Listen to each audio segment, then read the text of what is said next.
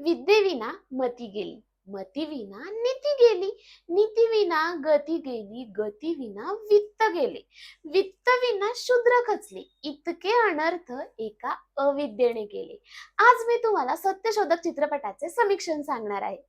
ज्यांनी रायगडावर शिवाजी महाराजांची समाधी शोधली, ज्यांनी खडकवासला धरणाचा बांधारा बांधला, ज्यांनी पुण्यामध्ये पहिली मुलींची शाळा सुरू केली, ज्यांनी अस्पृश्यांना योग्य वागणूक देण्यासाठी अनैतिक रूढी परंपरा बंद केल्या, ज्यांनी त्यांच्या शेवटच्या श्वासापर्यंत समाजसेवा केली, असे महात्मा ज्योतिबा फुले यांचे विचार आताच्या तरुण पिढीला पण अवाक करतील एवढे आधुनिक आणि शक्तिशाली होते.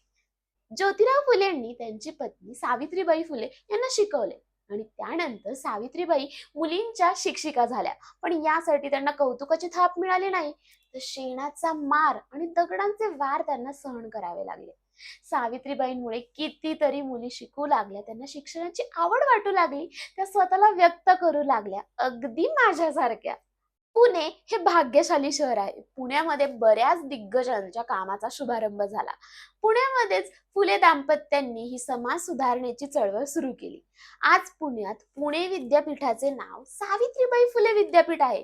पण आपल्याला सावित्रीबाई फुले आणि ज्योतिबा फुले यांच्याबद्दल जास्त माहिती आहे का? पुण्यातच फुले वाडा आहे, पण आपण कधी आवडीने तो वाडा बघायला गेलो आहे का? ही विचार करण्याची गोष्ट आहे.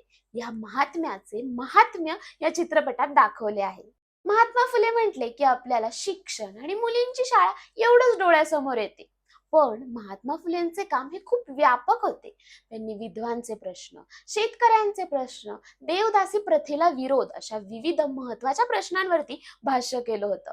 पुण्यातील महत्वाच्या बांधकामाची संकल्पना महात्मा फुलेंची होती.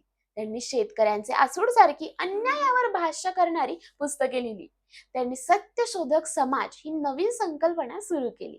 त्यांच्या कामाचे ध्येय हे समाजकार्य आणि समाजातील अनैतिक अन्याय करणाऱ्या रूढी परंपरा विरुद्ध आवाज उठवणे हे होतं. महात्मा फुलेंना महात्मा ही पदवी कोणी दिली? सत्यशोधक समाज म्हणजे नक्की काय? महात्मा फुलेंचे मित्र कोण होते आणि त्यांचे विचार काय होते? फुलेवाडा नक्की कुठे आहे आणि तो कुणी महात्मा फुलेंना दिला? महात्मा फुलेंनी लहानपणी कोणते पुस्तक वाचले होते ज्याचा परिणाम त्यांच्या विचारांवर झाला? हे सगळं जाणून घेण्यासाठी तुम्हाला चित्रपट नक्कीच बघावा लागेल. चित्रपटाचे दिग्दर्शन चांगले झाले आहे. मुख्यतः कलाकारांची निवड अचूक झाली आहे, ते त्यांच्या अभिनयातून दिसतेच. संदीप कुलकर्णी यांनी महात्मा फुलेंची, तर राजश्री देशपांडे यांनी सावित्रीबाईंची भूमिका अप्रतिमरित्या साकारली आहे. त्याचबरोबर सगळ्यांचाच अभिनय चांगला झाला आहे. काही अपवाद वगळता हा चित्रपट आउटस्टँडिंग आहे. महात्मा फुले यांच्याबद्दल आपल्याला खूप कमी माहिती आहे. प्रत्यक्षात त्यांच्या कामाचा आवाका खूप मोठा आहे आणि तो समजून घेण्यासाठी प्रत्येकाने हा चित्रपट एकदा तरी बघायलाच हवा.